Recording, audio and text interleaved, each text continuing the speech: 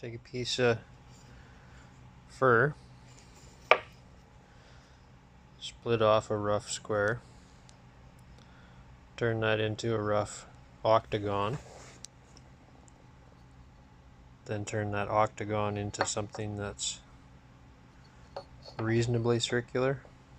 Start whittling the bottom with your knife of your choice. Get it mostly round. Make it almost perfectly round. I just got a 1/2 inch hole in a piece of plate.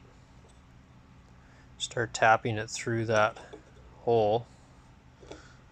This is about halfway. Sometimes I've got to tap it back out again and then go in.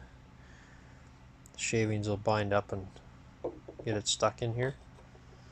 And then that's the final.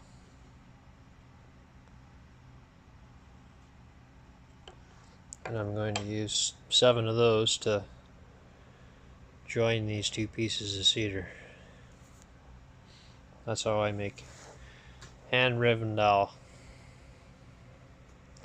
This is the setup that I've got.